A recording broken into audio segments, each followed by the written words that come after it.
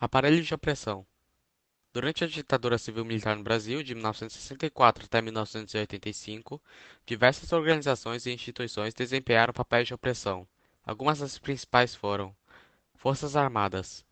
Utilizada em grande escala, o Exército, a Marinha e a Aeronáutica eram os pilares do regime, responsáveis por operações de repressão e controle social das massas populares. Serviço Nacional de Informações, SNI.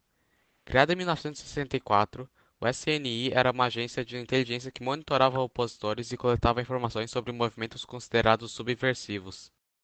Departamento de Ordem Política e Social, DOPS. Criado em 1924, o DOPS foi um órgão de repressão que originalmente era para prevenir e combater crimes de ordem política que colocassem em risco a segurança do Estado. Na ditadura militar, passou a atuar na investigação e prisão de dissidentes políticos. Grupos paramilitares e milícias. Organizações como o Esquadrão da Morte, que atuavam de maneira clandestina, assassinando, sequestrando e torturando opositores do governo, recebiam de maneira velada financiamento do Estado, também utilizando a justificativa ideológica para seus atos. Departamento de Imprensa e Propaganda, DIP.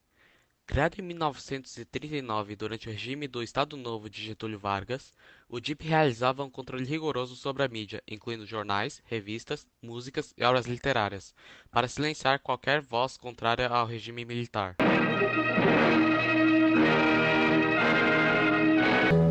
Afasta de mim esse cálice, afasta de mim esse cálice. O refrão pega emprestado aí a passagem bíblica: meu pai, se possível, afasta de mim este cálice. Dita por Jesus, ninguém mais, ninguém menos do que Jesus Cristo, sobre todo o sofrimento que sentia na noite em que foi traído. O Gil chegou no apartamento do Chico com esse conceito na cabeça, foi quando o amigo apontou o duplo sentido presente em cálice. E cálice, forma imperativa do verbo calar. Então foram as duas coisas, a ideia do tormento, né, do sofrimento e a censura, com o cálice do calar-se. E aí, a partir dessa ambiguidade, surgiu uma das músicas mais poderosas em oposição à censura e violência do regime militar. Pena que, inicialmente, ela nem viu a luz do dia.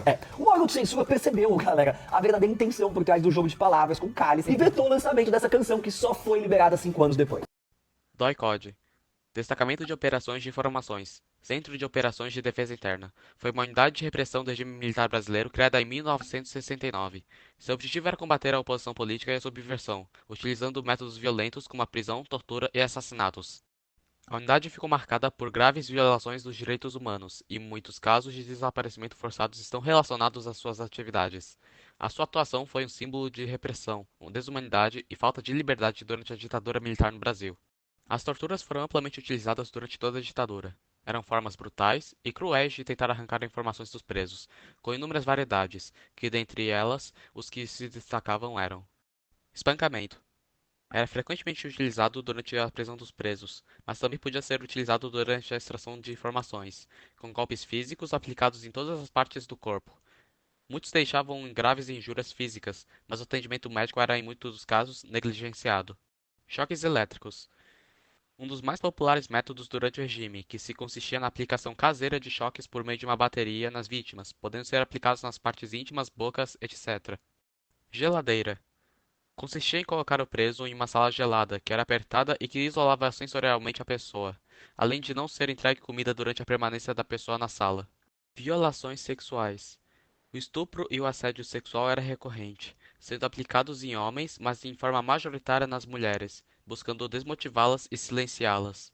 E muitos dos casos eram realizados com muitas pessoas presentes, reforçando a sensação de humilhação.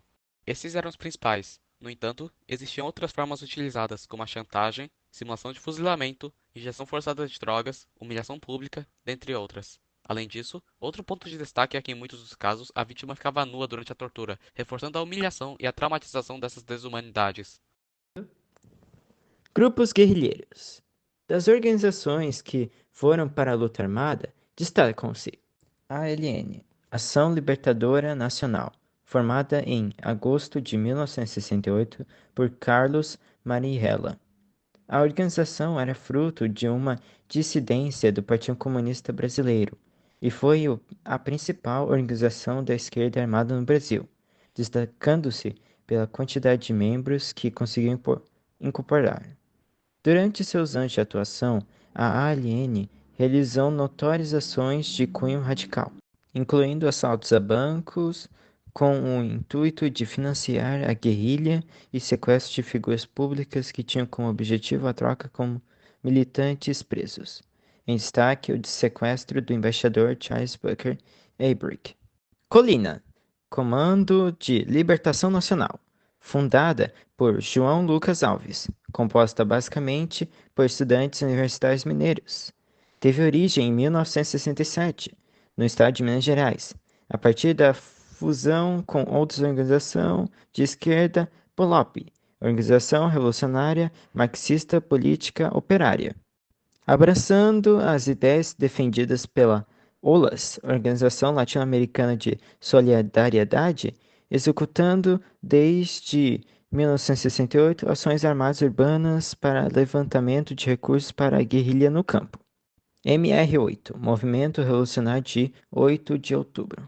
Surgiu em 1964 no meio universitário da cidade de Niterói, no estado do Rio de Janeiro, com o nome de Dissidência do Rio de Janeiro. Depois foi rebatizado em memória do dia em que Ernesto Che Guevara foi capturado na Bolívia em 8 de outubro de 1967. A organização, então já atuando como um grupo de guerrilha urbana, tornou-se nacional e internacionalmente conhecida com o seu papel no sequestro do embaixador estadunidense no Brasil, Charles Buckner Elbrick. PCdoB, Partido Comunista do Brasil, foi criado em 1958 como uma dissidência alinhada ao stalinismo dentro do Partido Comunista Brasileiro, liderada por Maurício Grabois, João Amazonas e Pedro Pomar, e teve papel importante em alianças com outras organizações de guerrilha, como a ALN e a MR8, além da criação da Guerrilha do Araguaia. VPR, Vanguarda Popular Revolucionária. Formou-se em 1966 a partir da união dos dissidentes da Organização Política Operária, POLOP, com militantes remanescentes do movimento nacionalista revolucionário. O grupo foi desmanchado em 1971 após terem sido caçados pelo DOI-CODE. Dentre suas ações, a organização participou de assaltos e do sequestro do embaixador suíço Giovanni Enrico Bucher, em dezembro de 70, e também foi responsável pelo sequestro do cônsul-geral do Japão em São Paulo. VAR Palmares, Vanguarda Armada Revolucionária Palmares. Surgiu em junho de 1969, como resultado da fusão do Comando de Liderança Nacional, Colina, com a Vanguarda Popular Revolucionária, VPR, de Carlos Lamarca. Seu nome era uma homenagem ao Quilombo dos Palmares. A ação mais conhecida da organização foi o roubo do cofre Guerra do Araguaia. Após o sequestro do embaixador suíço, as organizações armadas começaram a passar por dificuldades cada vez mais sérias. Em 1971, quase todas as organizações armadas foram desarticuladas pela repressão e seus dirigentes presos ou mortos. Assim, extinguindo a luta urbana, houve pelo menos uma tentativa de desencadear a guerrilha rural antes da desarticulação total da luta armada.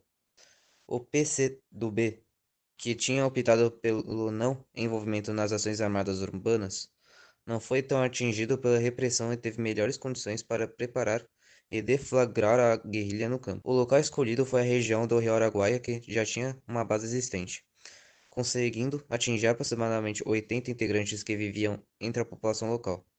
Porém, foram descobertos em 1972, dando início à primeira das 3 fases da campanha militar, que envolveu milhares de homens, na maioria recrutas comuns que não eram adaptados à guerra de guerrilha, resultando na vitória dos guerrilheiros. Em outubro de 1973, o exército desfechou a terceira e última campanha militar de cerco e aniquilamento dos guerrilheiros, obtendo, desta vez, sucessivas vitórias. Até o final do ano, o exército destruiu a comissão militar, órgão que, instalado no meio da selva, dirigia as atividades guerrilheiras. Até meados de 1974, todos os guerrilheiros que atuaram na Araguaia foram mortos e desaparecidos. Foi o fim definitivo na luta armada no Brasil.